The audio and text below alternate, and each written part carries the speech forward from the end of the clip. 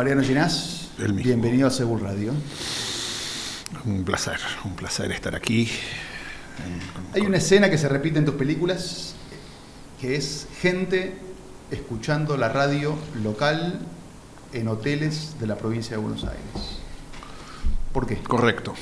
Bueno, hay varias cosas. El hotel de la provincia de Buenos Aires es una especie de pequeño lugar.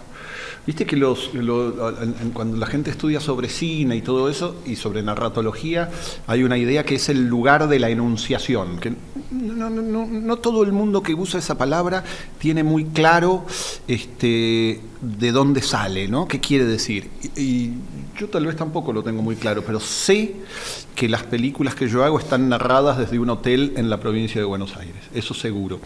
Y la radio es una extensión del hotel, es decir, hay algo, es como una especie de cine, ¿no? El hotel estás encerrado en un lugar, mirás hacia afuera, en el mejor de los casos hacia la plaza, y después está la radio, que es como una especie de pequeño fragmento del mundo. Es un buen sistema, te diría, pero no hay otro porqué más que la pura forma, es decir, formalmente es una especie de pequeño símbolo del mundo, de la LEF. Y las radios de la provincia de Buenos Aires son algo verdaderamente fascinante. Tienen, por ejemplo, un mecanismo muy atractivo, no sé si vos lo notaste, o si el público de Seúl Radio lo notó. Probablemente no, dado que son todos millonarios que están ahí en sus countries y no escuchan lugares de la provincia de Buenos Aires. Quizás tienen campos, ¿no? Claro, es posible que sí, que cuando van a comprar el tractor John Deere lleguen a eso. Entonces, no, que se nota que hay una especie de costumbre en la cual el espacio es barato. Entonces, a cada anunciante le toca mucho tiempo y entonces empiezan a hacer cosas que no saben cómo usar el espacio que compraron. Entonces, enumeran, ¿entendés? Es un sistema de enumeración. Por ejemplo, en una veterinaria dice, veterinaria no sé cuánto, todo para su cuarto. Entonces, ¿qué tal? Alimento balanceado, jaulas, alpiste, no sé qué, ¿viste? Es enumerativo, como que enumeran todo lo que tienen porque no saben qué decir. Y esa enumeración me parece musicalmente insuperable. Creo que es eso. Cuando arrancaste a estudiar en la FUC, la Universidad del Cine, Decime. empezaba también en todo el mundo el tema del cine independiente. Absolutamente. Cuando vos estudiabas, ¿ya pensabas, me interesa a mí el cine independiente y no ir por este otro camino más comercial o industrial, o es algo que fue con el tiempo? Mira, yo te voy a decir algo. La idea de lo independiente es anterior al cine, en algún punto para mí. Es decir, casi es como una especie de mandato familiar. No olvides que mi hermana, Verónica, formó parte de la escena independiente de los 80, con su grupo Gambas al Ajillo y las personas con las cuales ella se reunía, sus novios, el paracultural, todo eso. Yo, que era una especie de niño que estaba en una escuela privada, veía todo eso como con muchísimo deseo, y mucho más cuando me empezó a gustar el rock and roll, la idea de saber que existía, y entonces que existían caminos paralelos. Bueno, supongo a todos los chicos les gustaba eso, ahora no, ahora creo que les gusta Milei y esos descerebrados que insultan por la radio. Pero antes, en la época en la que nosotros nos criamos, había como una especie de gusto por lo que podríamos llamar lo alternativo. Y entonces yo sabía que quería algo que tuviera que ver con eso, es decir, que poder sentir esa libertad que yo veía cuando iba al paracultural o cuando escuchaba los discos piratas de Sumo, todo ese tipo de cosas. Eso me resultaba, te diría, cuando empecé a estudiar, me resultaba más importante que el cine en sí mismo. Y entonces, bueno, después empecé a conocer el cine, etcétera, y ahí, digamos, al principio yo imaginaba eso como cualquier chico, como un chico al que le gustan los piratas, pero no conoce piratas. Cuando empecé a darme cuenta de cómo funcionaban las estructuras industriales y todo eso, me di cuenta de que esa sensación que yo tenía de chico, de decir esto no y esto sí, esa especie de idea de lo independiente, era real. Es decir, que no me gustaba ni lo industrial, ni lo oficial, ¿entendés? Que había algo de ese espacio que era genuino, y entonces dediqué toda mi vida a construirlo, pero me da la impresión de que es algo que tiene que ver con la formación, con una formación de que te guste determinado, casi no sé cómo explicarte, que te guste cierto espíritu, cierto aire, cierta musicalidad que tiene más que ver con lo marginal. ¿Marginal qué quiere decir? No, evidentemente yo nunca fui una persona marginal, pero sí marginal con respecto al centro. Eso siempre me gustó. ¿Podrías haberlo hecho, sin embargo, sin la revolución digital, por ejemplo? Bueno, es una gran pregunta, porque la revolución digital era la situación en la que estaba, y es cierto que yo creo que sí. Yo creo que sí hubiera podido hacerlo, hubiera sido de otra manera y sin duda hubiera quedado más lindo, pero yo creo que podría haberlo hecho sin la revolución digital. Ahora, si vos me preguntás, yo creo que retrospectivamente sí fui una persona que leyó bien la revolución digital, es decir, que rápidamente se dio cuenta de que no había que resistirse a la revolución digital, sino tratar de entender cómo hacer con eso cine y no seguir remoloneando con el fílmico, que era encantador, pero que todavía tenía una atadura con respecto a la industria, a la guita, todo eso, que nos iba a cagar la vida. Entonces, yo desde muy temprano entendí que la desaparición del material virgen como elemento central era la clave para que yo pudiera hacer lo que ya imaginaba, sin tenerlo muy claro, que quería hacer, que es algo bastante parecido a lo que tengo hoy, básicamente tener un grupo. Pero sí, efectivamente, yo entendí que era importante, por ejemplo, tener tu propia cámara. Rápidamente entendí eso, es decir, no hay que alquilar cámaras, no hay que alquilar nada, hay que ser dueño de los medios de producción. Eso seguramente les va a gustar mucho a los de Seúl. Y entonces, y manejarse sin depender ni del Estado ni de ni de la gente de la guita, digamos, ni de los empresarios, ni de los industriales, ni nada de eso. Independencia o muerte. En 2021 describías dos grandes maneras de hacer cine, que estaba por un lado lo más comercial y después el mundo festivalero, y decías, esas dos tarde o temprano van a terminar muriendo. Yo dije eso. Es un horror cuando te dicen lo que dijiste y no sabes si es que te lo entendió mal el entrevistador o que vos dijiste boludeces. Van a terminar muriendo los festivales y la industria. Sí, lo que decías, vamos a sobrevivir o van a sobrevivir las lagartijas. En la pandemia. Sí. ¿Seguís pensando lo mismo? Las lagartijas en el sentido de los chiquitos, los que son flexibles, los que se pueden adaptar.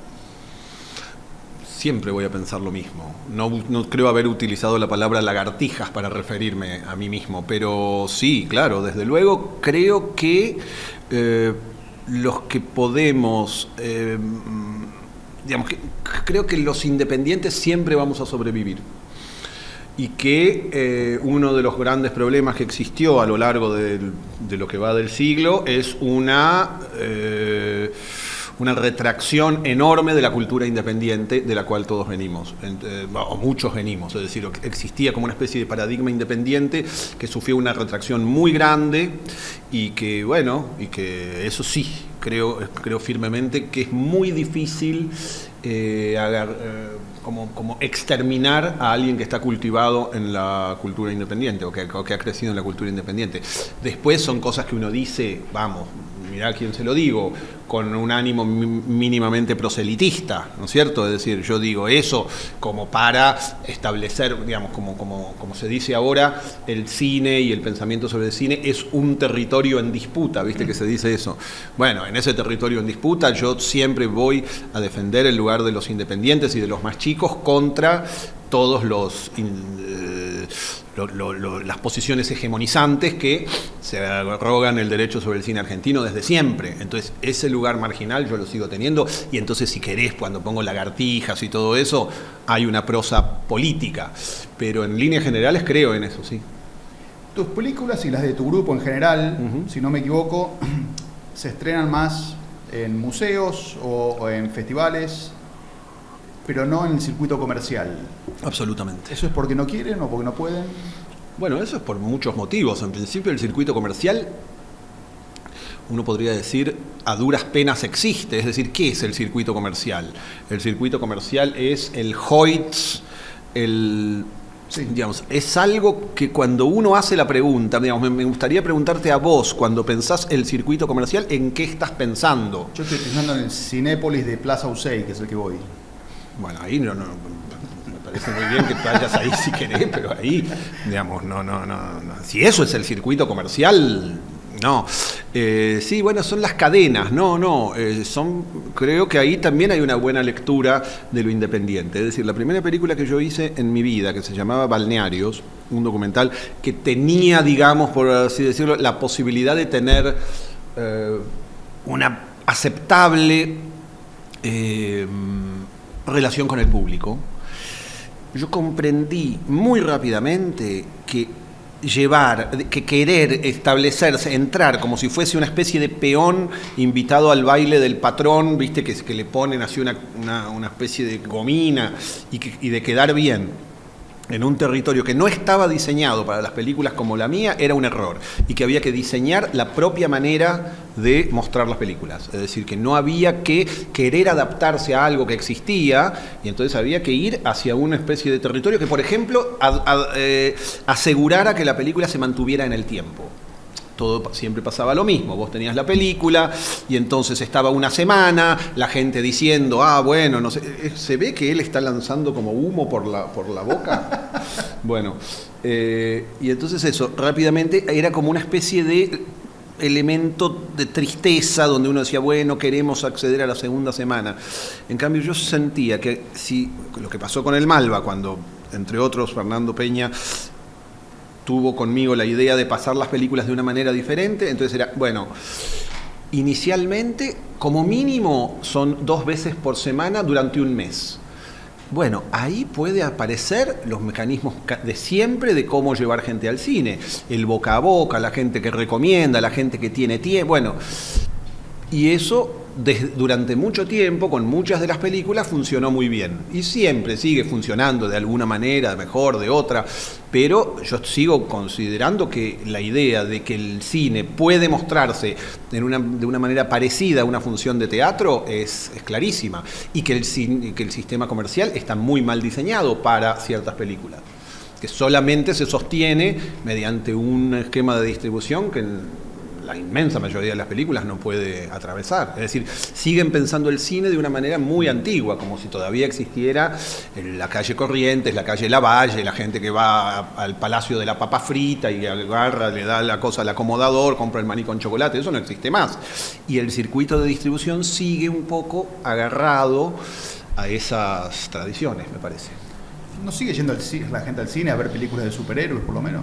Sí, pero lo hace de manera diferente. En todo caso, las películas de superhéroes tendrán su manera de atraer mucha gente al cine, pero uno no puede poner en la misma balanza a una película de superhéroes y a una película como las mías, es decir, o como las del Pampero.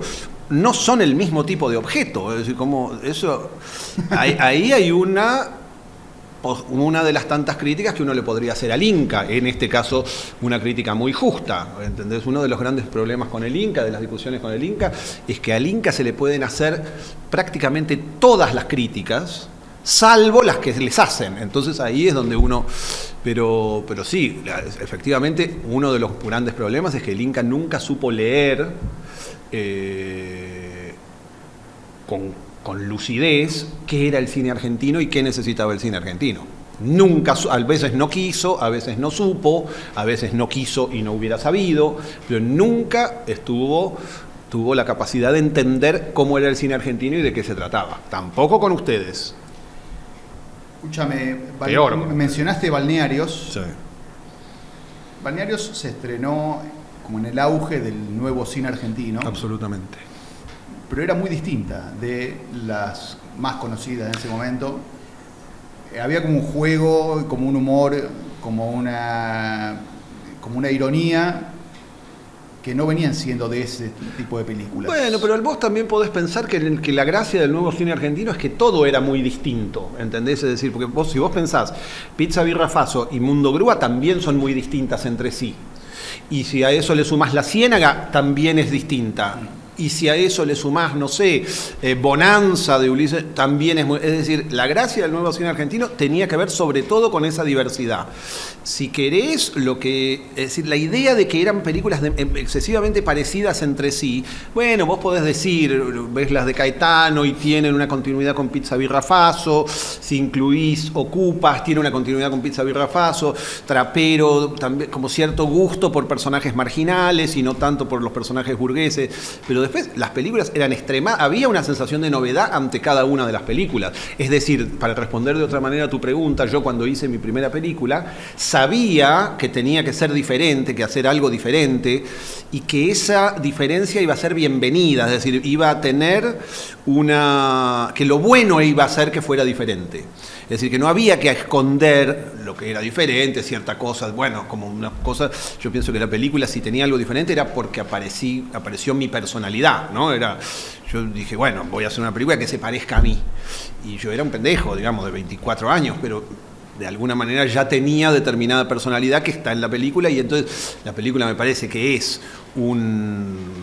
medio un desastre formalmente, pero donde vos ya podés ver a alguien que piensa de una manera, que tiene cierto gusto, cierto sentido del humor, sobre todo cierto sentido del humor, tal vez eso fue lo que apareció de manera más radical y que no estaba tan en el mundo del nuevo cine argentino, si bien Ocupas tiene muchísimo sentido del humor y Mundo Grúa también, sí una especie de sentido del humor, si querés, más borgiano o más Bioy, entonces, y cierta cosa un poco más elegante socialmente, como una especie de alguien que fue durante mucho tiempo criticado, como el personaje narrador es un personaje como aristócratón, hay algo de eso que era diferente. Sentías un primo hermano, una parte de la ola, no una reacción a la reacción. Es lo mismo, ¿no? Una cosa no quita la otra. Un primo hermano se educa contra sus primos hermanos mayores.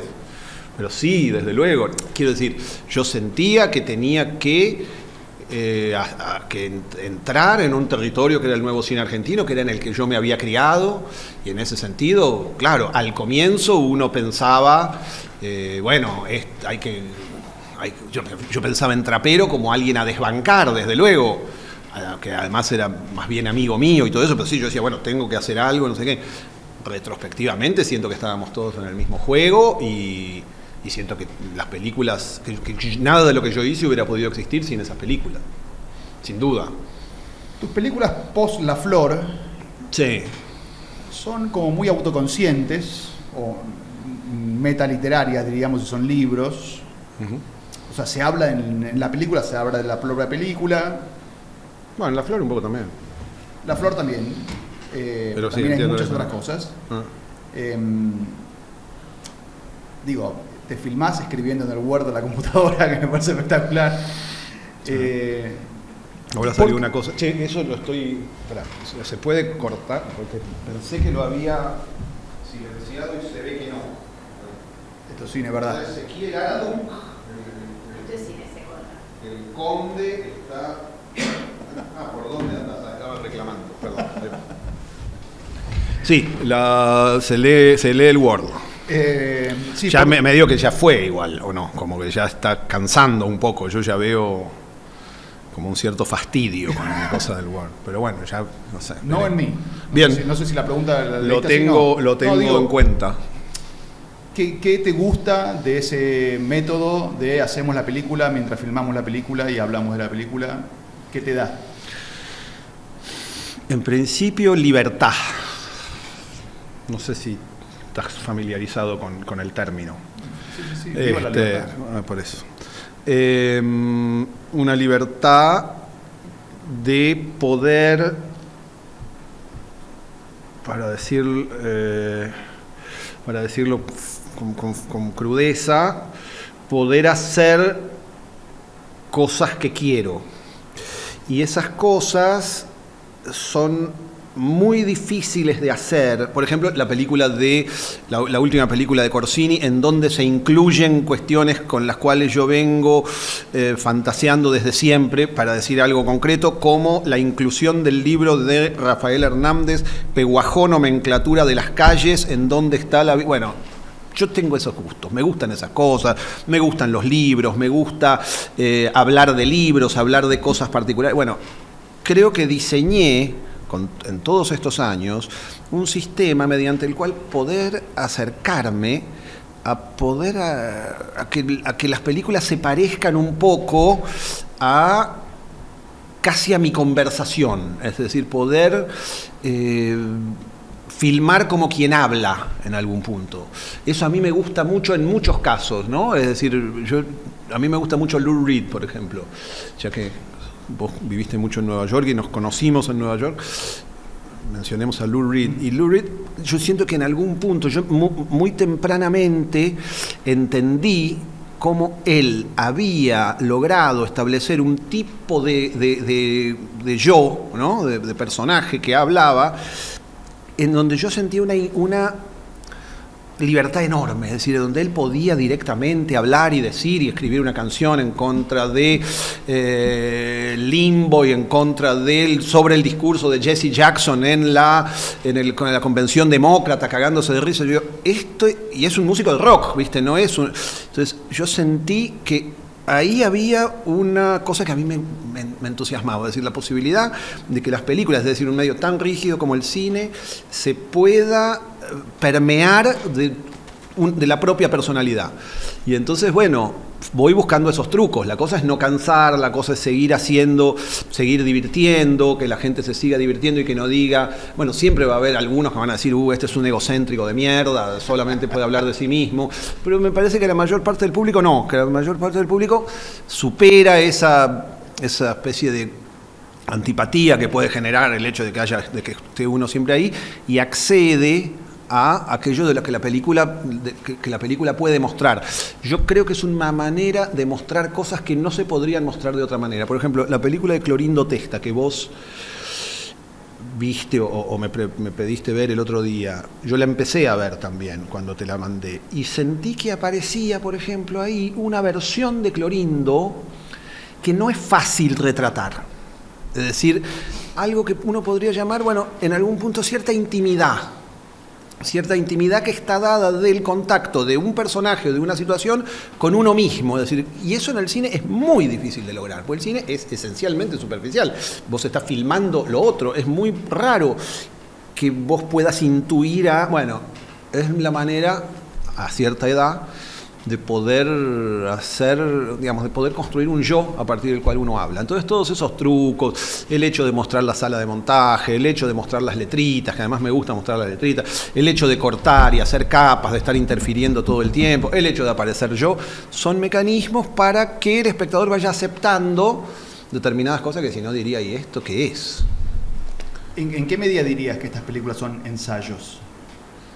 Qué sé yo, en la medida en que alguien me diga que me va a dar guita si digo que son ensayos, qué sé yo, no tengo idea, para mí son comedias, pero pueden ser ensayos también, todo bien con los ensayos. Yo las pienso como comedia, salvo la de Mondongo, que esa no es comedia sino tragedia. En Clorindo Testa me hizo gracia. ¿Viste que es una comedia? Me hizo gracia sí. Porque es una comedia. El momento que más me reí es cuando decís Pedro Clorindo. Vos decís que le puse el nombre a mi hijo para poder hacer un chiste. Eso no, es un momento muy gracioso. Es una vieja teoría. Hay varias personas que piensan eso, que le puse el nombre para poder hacer un chiste. Con mi mujer tenemos esa especie de... mi mujer es viene también de una raza comediante, es decir, somos una pareja de comediantes y sabemos que en definitiva es la vida por un chiste. Claro, el chiste es lo más importante. Absolutamente. No hay nada que pueda evitar que cualquiera de nosotros haga un chiste. Pero lo que me sorprende del humor de esa película es que una parte importante es que tu mujer te boludea en ese diálogo, tu socio antes te boludea, como que queda mal sos vos. Te dicen, vos decís, esta no es una película sobre mi padre, sí es una película sobre tu padre. Tu mujer te dice, ¿estás obsesionado con Clorindo Testa? Vos decís, no estoy obsesionado con Clorindo Testa. Y obviamente ellos tienen razón, o en la película parece que tienen razón. Vos estás loco, no siento que tengan razón, siento que son una manga de pelotudos, que no saben nada y que bueno, que hagan ellos su propia película, a mí que no sé. los puse, no entiendo por qué. Va a salir una edición ahora en donde aparecen otros hablando bien de mí, que es una especie de nueva versión que voy a hacer. No, a mí lo que me parece que lográs haciendo Clorindo Testa, que es una película, sobre un libro, Uh-huh. es que te exponés y te escondés al mismo tiempo. Y esconder no en el sentido malo, sino que te permite tener más flexibilidad como personaje. Uh-huh. ¿Eso es un sí? Absolutamente. Un sí rotundo. En todos los manuales de guión dicen que la voz en off es una muleta. ¿Viste eso? La señal de un fracaso, que algo está mal estructurado, que siempre está mal la voz en off. Todo el mundo. Y ni te cuento porque viste que yo laburo de escribir guiones. Sí. Yo no laburo de hacer guiones, yo laburo. Y entonces cuando quiero poner Laburo, la voz, decís, trabajo, me gano la vida con eso. Bueno, a veces las pago y a veces no. Pero me gano la vida con eso. Y entonces el problema es cuando ahí sí hay productores, ahí sí hay gente que te dice, y ahí nunca quieren voz en off. O sea, el manual de guión sigue. Y bueno, qué sé yo, no sé, dicen, no, la voz en off. Nunca les gusta la voz en off. Es una cosa increíble. A mí me gustó siempre la voz en off. Esa es la diferencia. Digamos, me acuerdo cuando vi Jules Jean por primera vez de Truffaut. Me acuerdo que estábamos con Agustín Mendilarzu y vimos eso y dijimos, que esto es la verdad, esto es la alegría y la felicidad. Y después cuando empezamos a ver las películas de Godard, en donde él habla, bueno, que me hablan de la voz en off como que es un fracaso, no sé qué, bueno.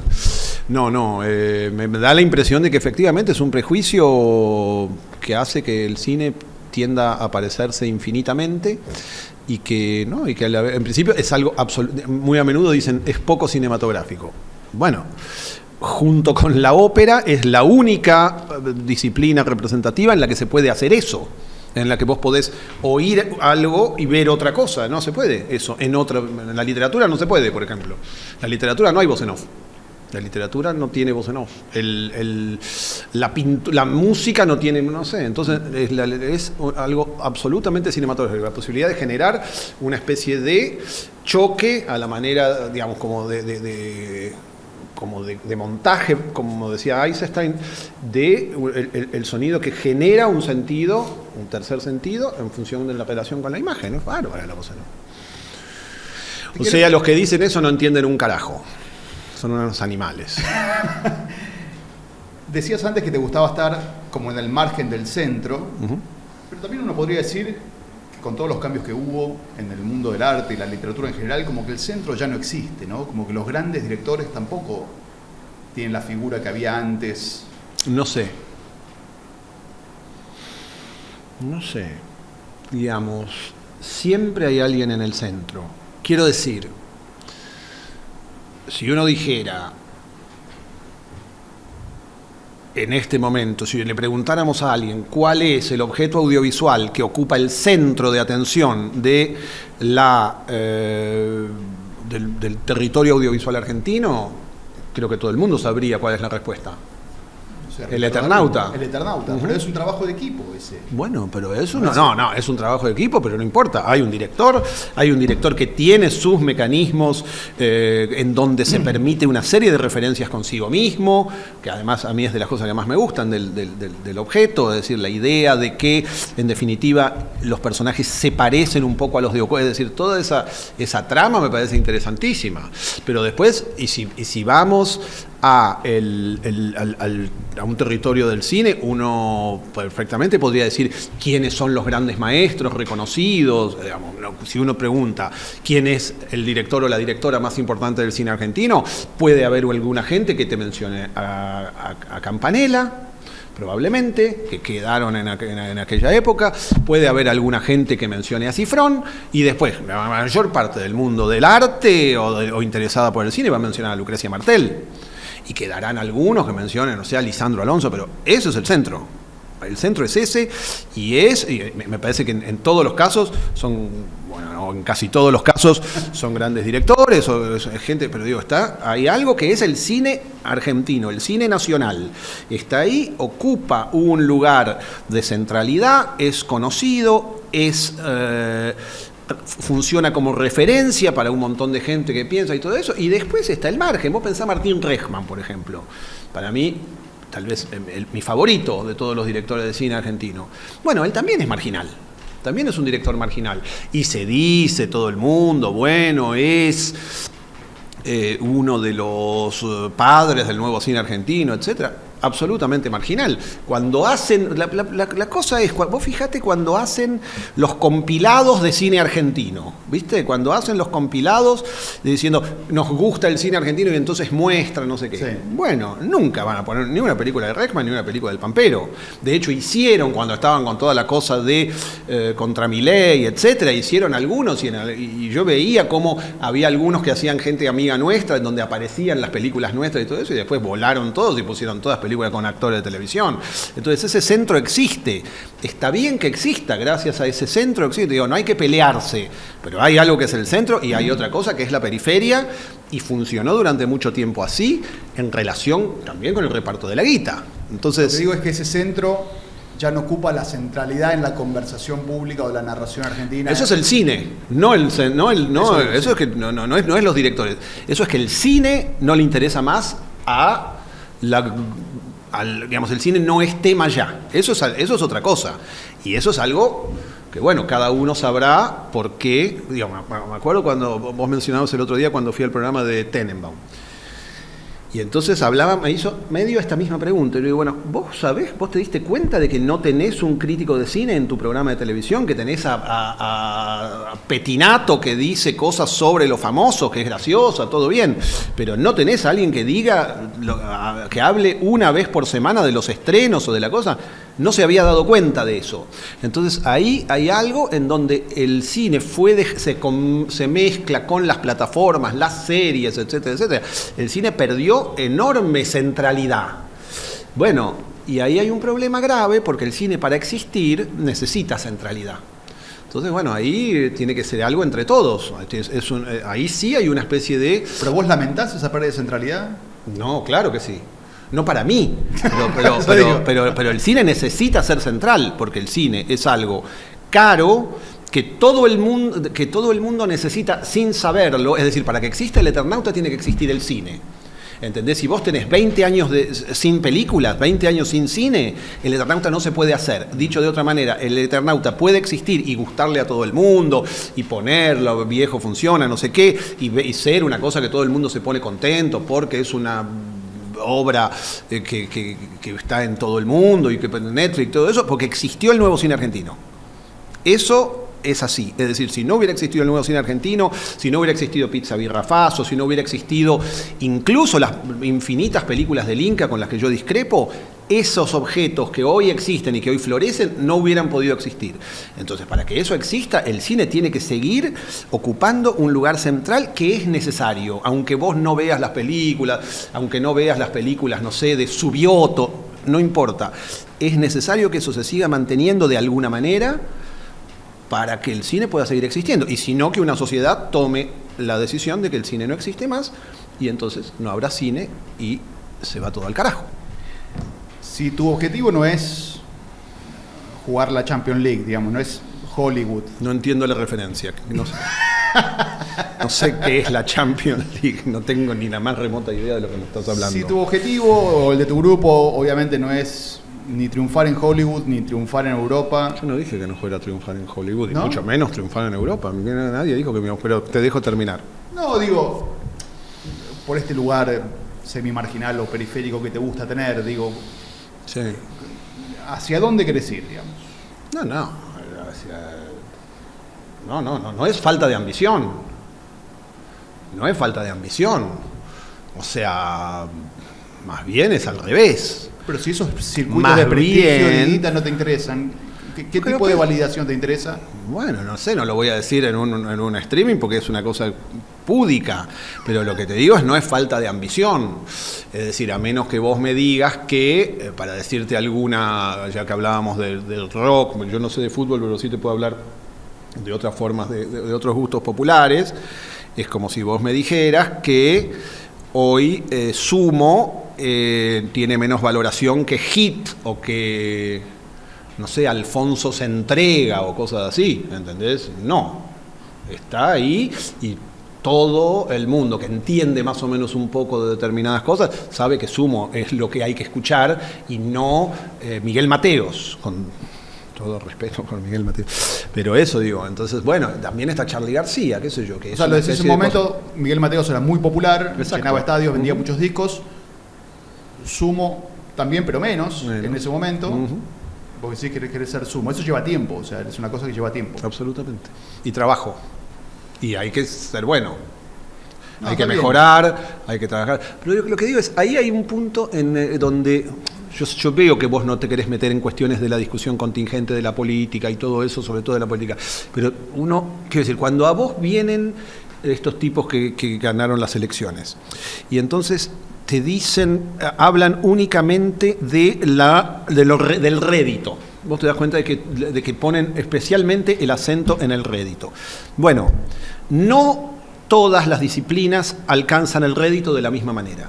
Es decir, no se sabe cuál fue la película. Por ejemplo, ¿vos sabés cuál fue la película que estuvo al tope de la cartelera el día que se estrenó Citizen Kane? No sabés. Probablemente no haya sido Citizen Kane. Sabemos que no fue Citizen Kane porque no obtuvo. Sabemos que Citizen Kane puede haber estado quinta, digamos, el día de su estreno, con una gran campaña, porque era la RKO y no seguramente las majors y su. Bueno, no sabemos cuál fue. Pero probablemente si nos dicen cuáles fueron esas películas, no hayamos oído hablar nunca de esas películas. Y sí oímos hablar de Citizen Kane.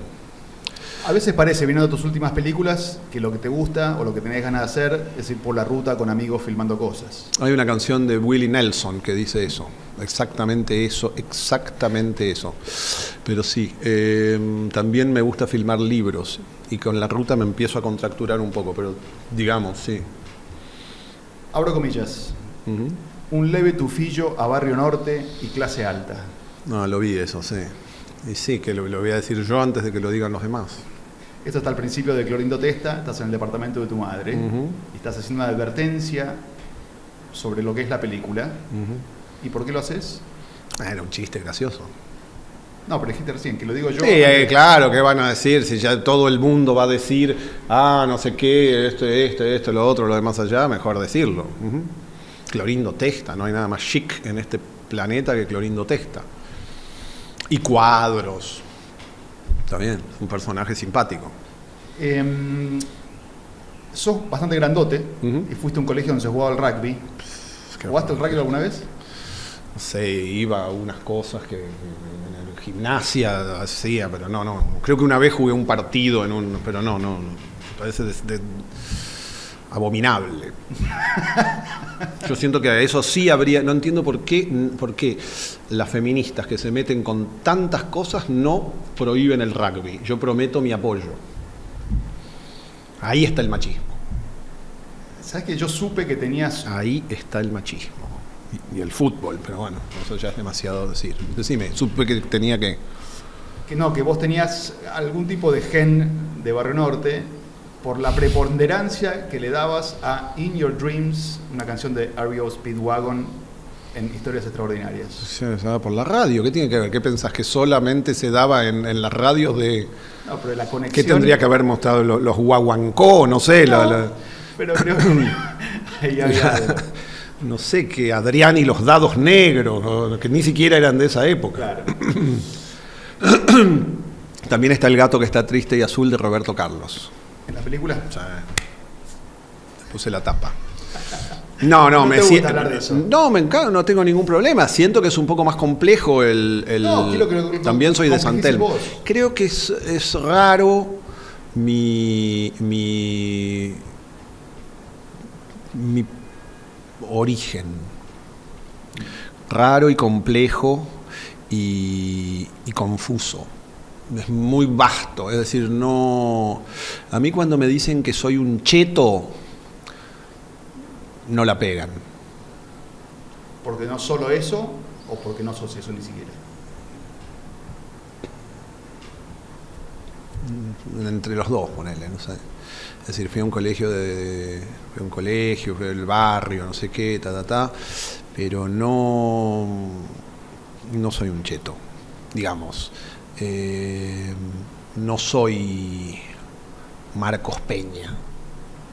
Ahí hay un cheto. Buena onda, supongo, todo bien, pero ahí tenés un cheto. Yo no. Todo bien, ahora me siento que quedé mal con Marcos Peña. No sé, pero es un cheto. Vos ves eso, es un tipo, no sé qué, de los pingüinos. Pero te sirve como material, no es que lo desdeñás, no es que te escapás. Para nada. No, siento que vengo de un territorio más complejo, de una clase compleja, y es la clase de una parte de la Argentina que no es tan fácil encontrar ahora. Es un tipo de porteño que no es tan fácil encontrar ahora y que tiene que ver, tal vez yo sea de los pocos últimos porteños de una clase, y que tiene que ver con una transversalidad que incluye, si querés, cierta noción aristocrática, pero que también incluye cierta noción barrial y que también incluye cierto sentido profundo de lo popular, que no es snob, ¿entendés? Que nunca va a decir no porque no sé qué, que tiene un sentido igualitario central, que efectivamente proviene de la clase media, es decir, para quien cualquier idea no igualitaria es aberrante, que probablemente sea antiperonista también de formación. Bueno, un tipo de porteño que no es tan frecuente y que cuando yo nací, todo el mundo que me rodeaba era así, ¿entendés? Estaban los chetos, estaban los, no sé, los bohemios, los faloperos, estaban los hijos de puta que no eran chetos pero que eran gente de la guita, y estaba un grupo de gente muy, muy, muy cerrada que era yo. Y las personas que, por ejemplo, Clorindo era así, ¿entendés? Entonces ahí había como una cosa que es mucho más interesante. Digamos, cuando yo veo la política, cuando yo veo, por ejemplo, el macrismo, con todo respeto nuevamente, yo veo, sobre todo, lo que veo sobre todo es una inmensa vulgaridad, una especie de manifiesta exhibición de vulgaridad. ¿Qué tipo de vulgaridad?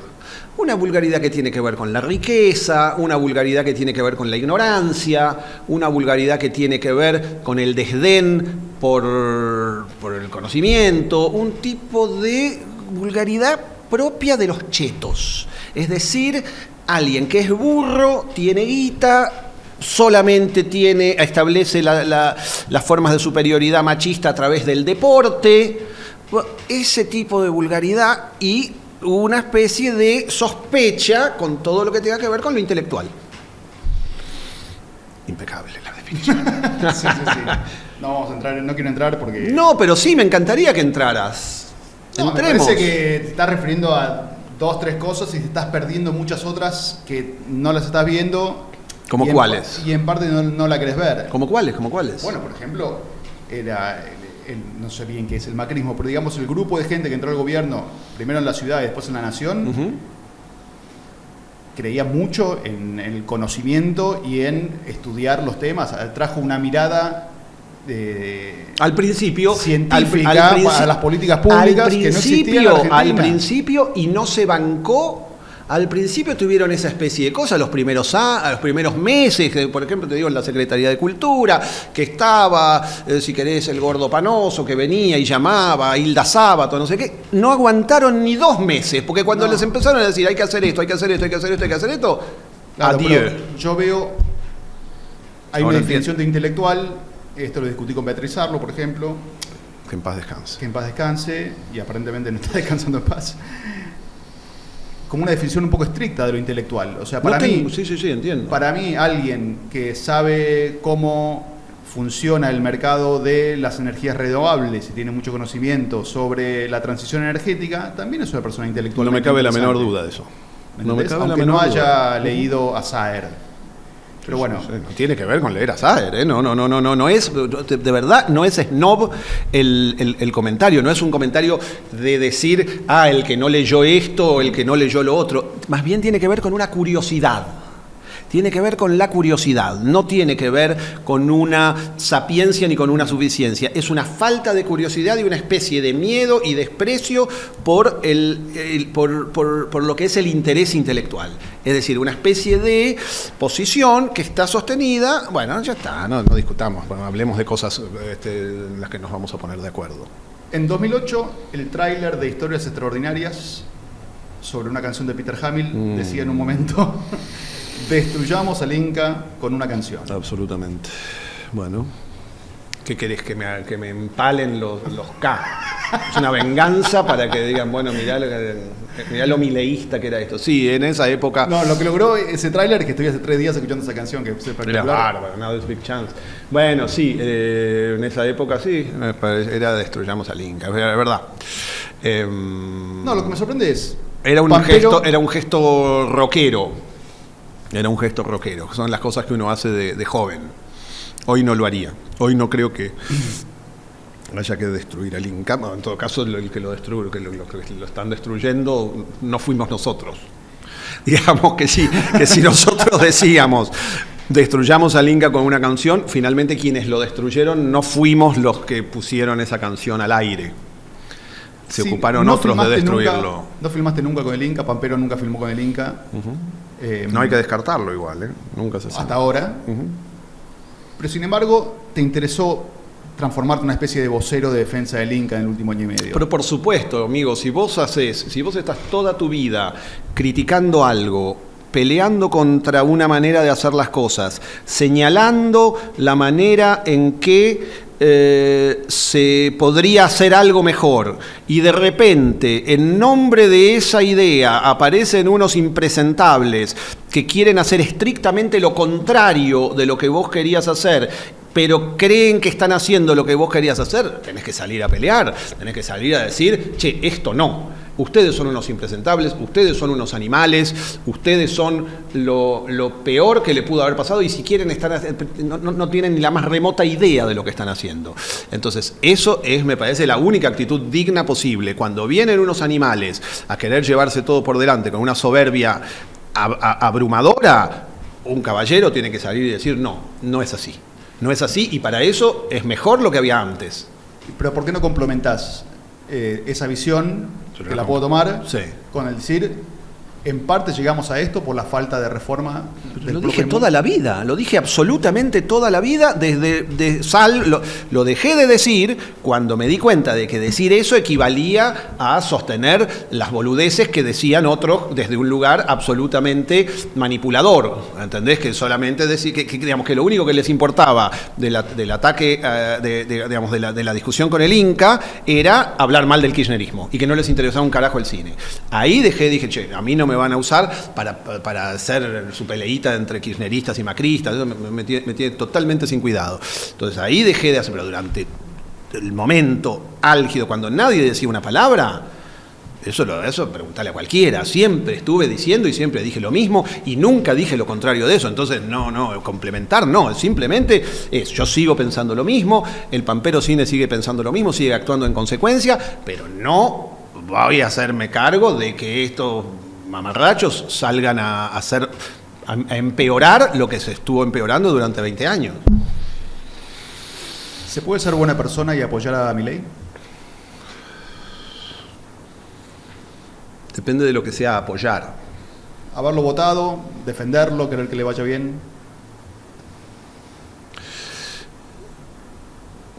Supongo que sí, pero la duda es si se puede no ser boludo y apoyar a Milei.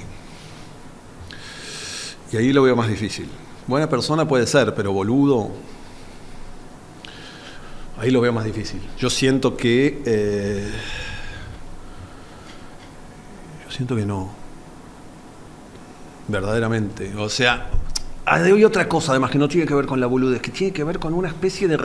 Y eso es interesante. Yo veo en la gente de Milei una especie de... ¿Viste cuando dicen las políticas del odio, la cosa del odio, etcétera? Es verdad.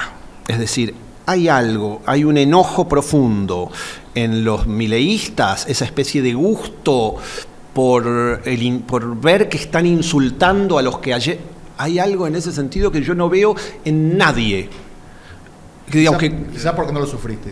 No, yo lo sufrí que con los kirchneristas. Pero vos estás loco, hermano. Vos leíste la cosa. O sea, a mí los kirchneristas sistemáticamente, desde siempre, durante todos los años que duró, me trataron de no sé qué, de aristócrata, a mí, Cosia publicó en la revista del Inca que yo era la versión aristocrática del FMI, que no sé qué, ¿entendés? A mí los kirchneristas sistemáticamente me dieron con un hacha, siempre, todos y cada uno de ellos, y lo siguen haciendo. Entonces a mí no me vengas con que yo, no, yo sufrí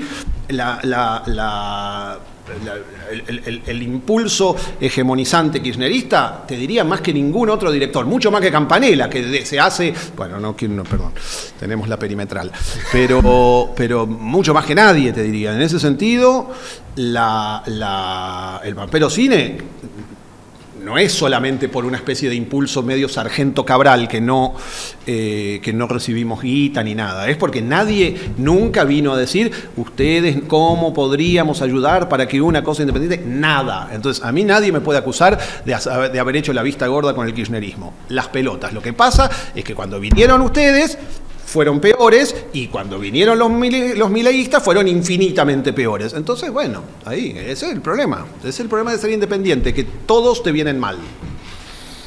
¿Se puede ser inteligente y ser kirchnerista? ¿Y ser? Kirchnerista. No. Cuando se estrenó...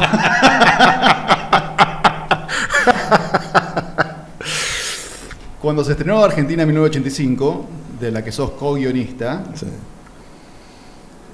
la película fue muy bien recibida, la vieron más de 1 millón de personas, sí, pero recibió 2 tipos de críticas principales. Una de los radicales, que creían que el rol de Alfonsín estaba difuminado y que a Trócoli lo mandaban al frente, y también de los herederos de Nino, como que... Eso es verdad.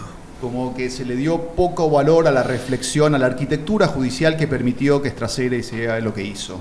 Y te transformaste un poco de vocero, de defensa de la película, y tu argumento se resumía de alguna manera con así opina el cine. ¿Cómo recordás esas batallas? Interesantes. Bueno, al principio el oponente era Gargarella, entonces, quiero decir, discutir con Gargarella está buenísimo, ¿entendés? Lo mejor que me puede pasar es que del otro, digo, así como yo te digo, con los macristas y con los kirchneristas, no sé qué, siempre hay toda una especie de bronca desaforada y de cosa. Cuando yo te digo, había cierto tipo de personaje, cierto tipo de pensamiento, vos lo ves a Gargarella y es eso, ¿entendés?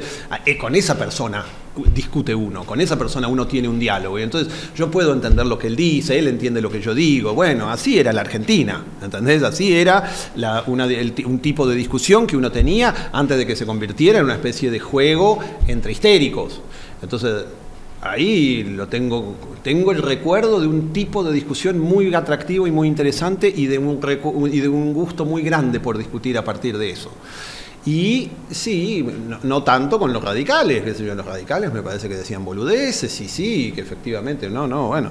Pero bueno, uno va encontrando sus pares, ¿viste? También, uno va encontrando determinado tipo de interlocutores. Pero sí, me da la impresión de que fue todo, como casi podría decir, más allá de los de Trócoli, que bueno, evidentemente, yo entiendo que si vos ves a alguien que debe ser muy reputado en la familia, como Trócoli, diciendo las cosas que dijo Trócoli en el programa de la CONADEP, no te guste, ¿viste? Qué sé yo, es desagradable. Yo entiendo, pero bueno, lo siento mucho, yo estoy haciendo una película y Trócoli dijo eso, y hay que mostrar que Trócoli dijo eso en una película. ¿Qué te voy a decir? No puedo hacer una película para que le guste a la familia de Trócoli.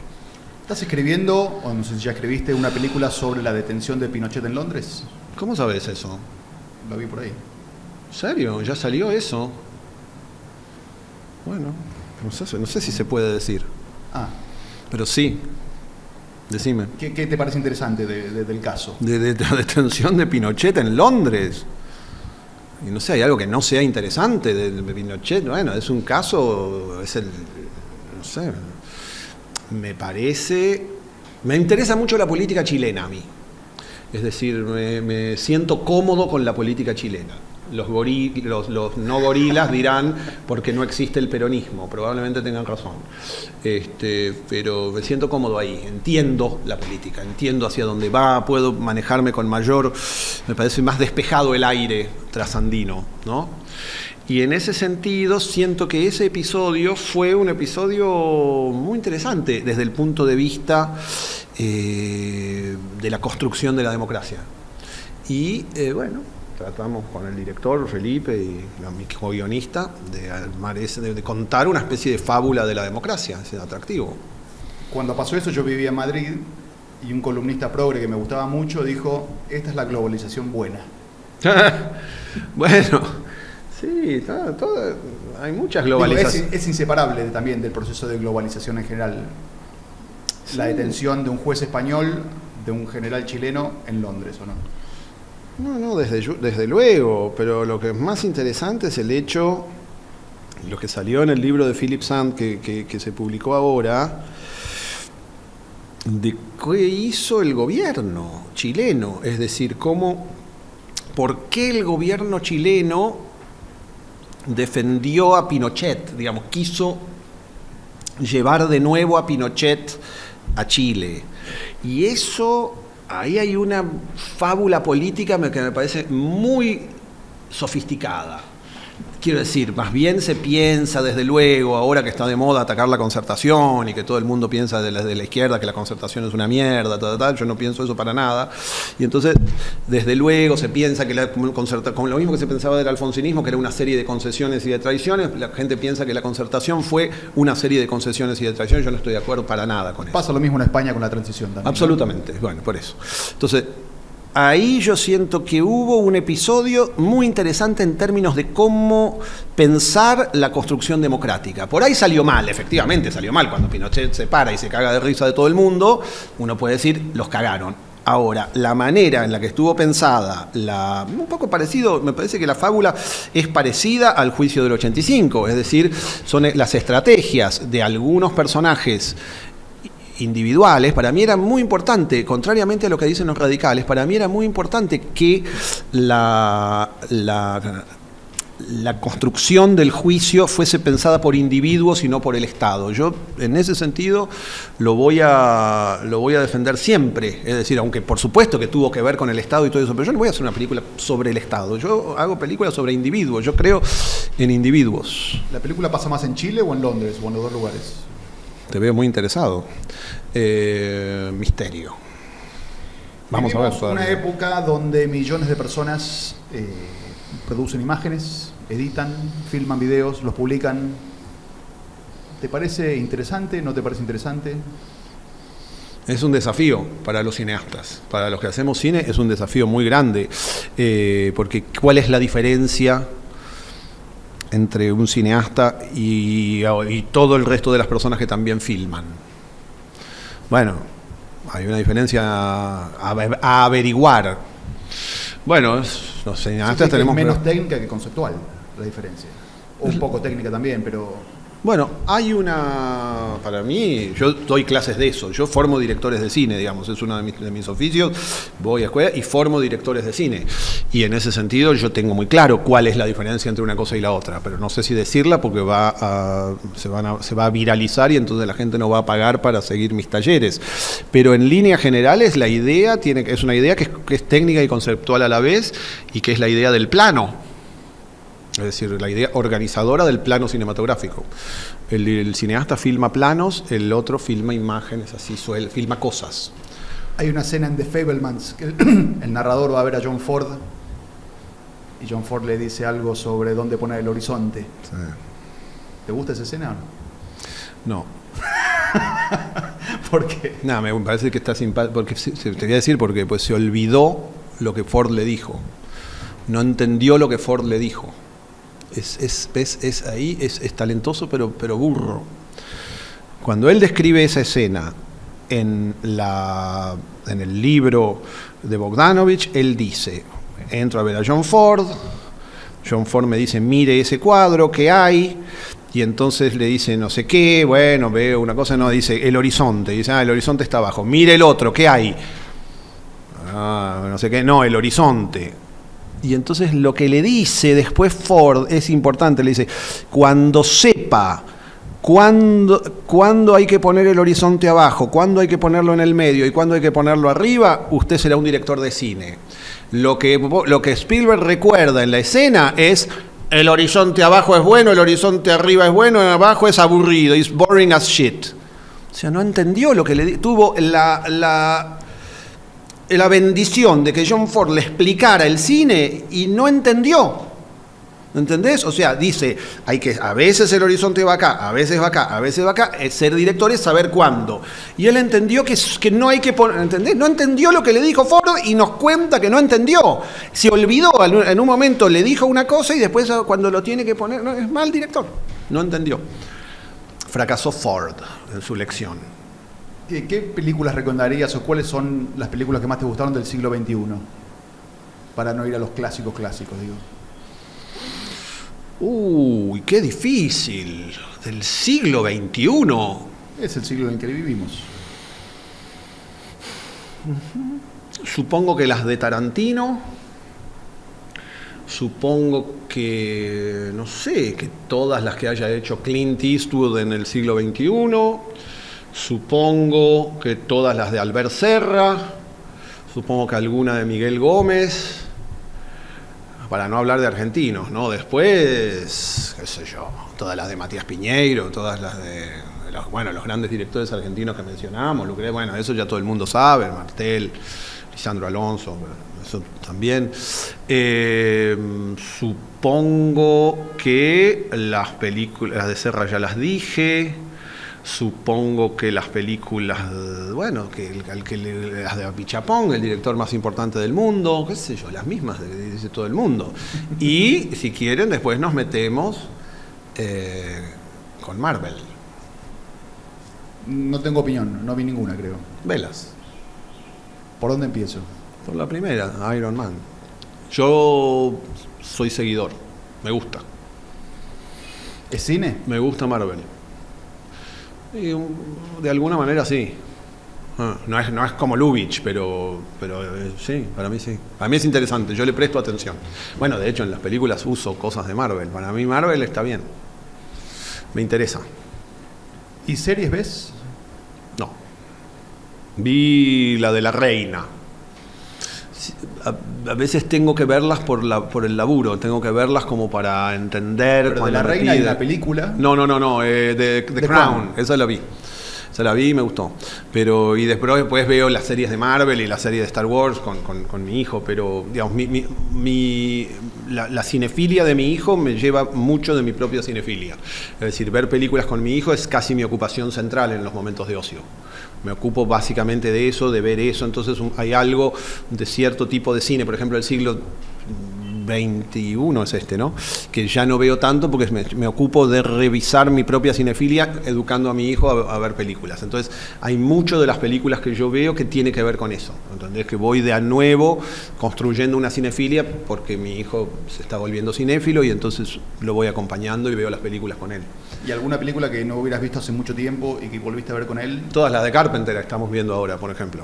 Pero alguna que te sorprendió y que te dices, che, esta está muy buena. Todas, absolutamente. No. Pero digo, ver de nuevo John Carpenter, que era una cosa de los 90, ahora empezamos a ver Carpenter y él está como loco con eso, está fascinado, no sé, me gusta. Es ver la construcción de un cinéfilo paulatinamente y entender qué es lo que le gusta, qué es lo que puede gustarle, por qué hay algo que no le gusta, porque hay cosas que todavía no, por qué Lubitsch al principio sí, pero después hay algo de... Bueno, eso, no sé, me parece una actividad, digamos, lo más importante que yo puedo hacer como padre, ¿no? Es decir, formar a mi hijo en el cine, que es... ¿Eso es lo más importante? Para mí sí. Si hay alguien que entiende cine, que entiende el cine, tiene la mitad de la vida ganada para mí. Es decir, es algo, puede ir a la literatura, puede entender la pintura, puede entender las cosas de la belleza del mundo. ¿Sí? ¿Pero para ser feliz o buena persona también? Y dale con buena persona, pienso que sí, desde luego. Mirá, siempre, desde la historia del cine, desde que el cine es el cine, hay gente que se ocupa de odiar el cine. Siempre. Ese lugar que hoy ocupan Milei, este pelotudo que habla por el micrófono, toda esa manga de hijos de puta que no, el vocero, toda esa gente, bueno, eso existió siempre. Gente que detesta el cine, que dice que los del cine somos snobs, que somos vagos, que somos libertinos, que somos esto, que somos lo otro, eso existió siempre. Y siempre la gente que odió el cine es la gente de mierda. Siempre el cine fue odiado por la gente de mierda. Obviamente, eso no voy a construir la falacia de que basta con amar el cine para no ser una persona de mierda, pero es muy difícil encontrar un cinéfilo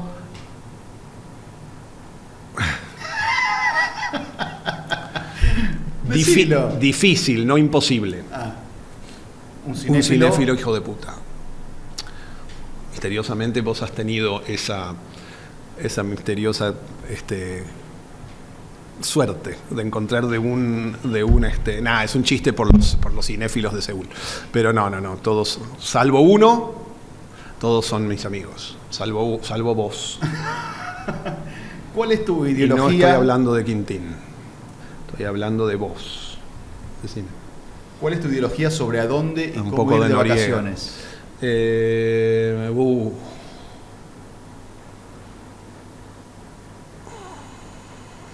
Es difícil para mí, es lo más difícil. Me estás haciendo una pregunta personal. Me cuesta mucho, es lo que más me cuesta. Voy a empezar análisis y voy a hablar de eso. Lo que más me cuesta es el ocio, el tiempo de ocio. Lo sufro. Entonces Cuando no tengo. soltero por ahí no era tan importante, pero ahora que estás en familia por ahí. O sea, igual es como vos dijiste, ir en el auto por la ruta con la perra y mi hijo y mi mujer y estar ahí, parar, hacer eso. Pero yo trabajo tanto, tengo tanta tensión acumulada que sufro las vacaciones. Entonces, hay una instancia preideológica, te diría. Es algo pero en principio la ruta define mi vida, hay que admitirlo. O sea, soy un hombre que se define por su relación con la ruta. Y ese soy yo. Entonces, ahí si querés hay una ideología. No sé si es ideológico, pero ruta, hoteles de ruta, estaciones de servicio. Eso es mi vida, esa es la vida que yo construí. Tenemos una sección en el programa que se llama sobrevalorado o subvalorado. Te voy a dar 4 nombres y vos me vas a decir si te parece que está sobrevalorado, subvalorado o correctamente valorado. El primero es Quintín. Subvalorado. ¿Por qué? ¿Había que decir por qué? No, te pregunto ahora. Porque se lo valora por toda esa tremenda caparazón de odio e imbecilidad que tiene.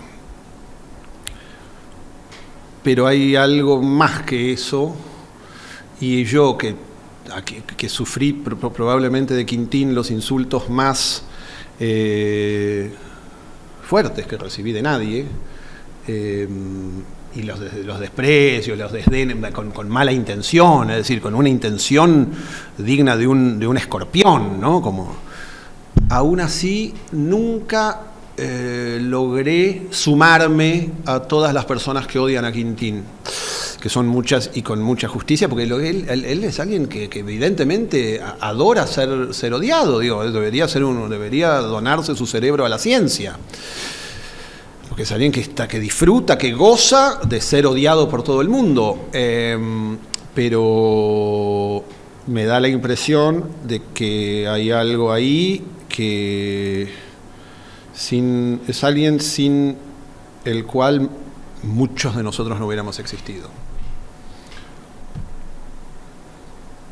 Breaking Bad. No tengo idea de lo que es.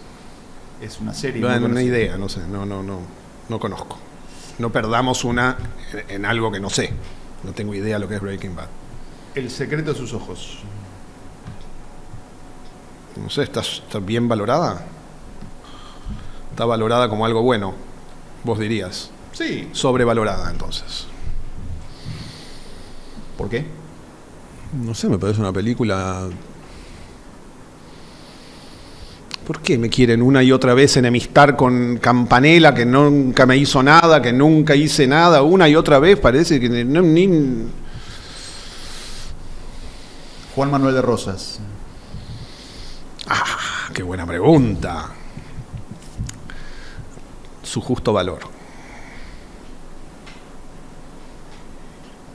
Cumpliste 50 años. Te pregunto como un periodista deportivo. ¿Sensaciones?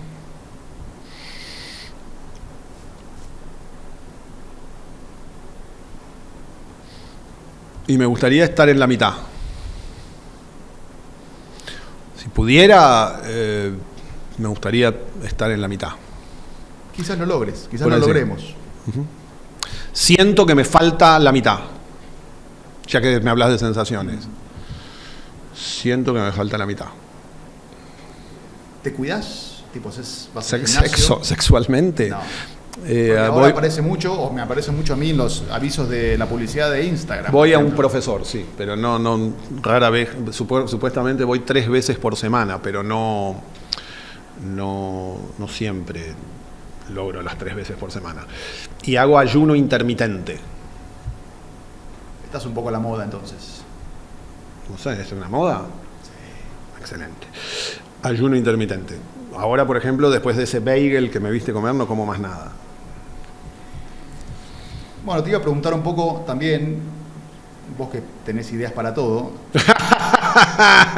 ¿cuál era tu filosofía de crianza? Pero más o menos que la contestaste. Y la Si lo- cinefilia si es muy lo transformo buena. en un cinéfilo, habré hecho mi trabajo. Sí, absolutamente. Sí. No, mira... ¿Tu mujer comparte eso? Supongo que sí, creo que le gustaría más que ella es de teatro más que de cine, entonces supongo, pero también le gustan las dos cosas. Me parece importante, primero, que mi hijo sea bueno, es decir, que sea, viste, no es muy valorado eso, pero para mí que sea bueno, que se piense de él como alguien bueno, me parece central, y se lo digo, siempre hay que ser, es mejor que te tomen por boludo, lo que quieras, pero sé bueno, que la gente sienta que sos bueno. Lo digo yo, que creo que nadie piensa que yo soy bueno, pero me parece importante. Después, tiene una aversión por los deportes que me enorgullece enormemente, sobre todo por el fútbol. Eso me parece, me enorgullece enormemente de mi hijo. Y después, bueno, la curiosidad. Me gustaría que leyera más, simplemente porque los grandes momentos de mi vida fueron leyendo. Pero bueno, supongo que leerá o si no, pero sí. Yo creo que la cinefilia es la mejor escuela posible. Es decir, es una escuela que te da, por ejemplo, a mi criterio, te da mucha conciencia política, es decir, te explica cuestiones de política de una manera que es muy afín a la que yo creo, ¿entendés? Es decir, la idea de bien y mal, la idea de debilidad y fortaleza, la idea de fidelidad y no sé. Siento que hay una tradición humanista en el cine que es buena. Mariano Ginás, muchas gracias Por tu- ejemplo, bueno, iba a decir algo, pero era Decilo. meter el dedo en la llaga. No hay políticos cinéfilos. ¿Entendés? Vos ves, dicen que son, bueno, Cristina dice que es cinéfila, puede ser, pero no hay políticos cinéfilos. No, vos te das cuenta de que hay algo en esa rigidez, en esa especie de que notás la falta de cine. Alguien que vio una película de Frank Capra, y ahí saludo a Campanella, no puede ser así. No puede, ¿entendés? Hay una especie de corazón en la cinefilia que te aleja naturalmente te aleja de la tiranía, de la corrupción, de la voluntad de desigualdad, de la voluntad de oprimir. Ahora sí. Sí. Mariano Ginás, Ujú. muchas gracias por venir. Gracias a vos, muy divertido. Saludos.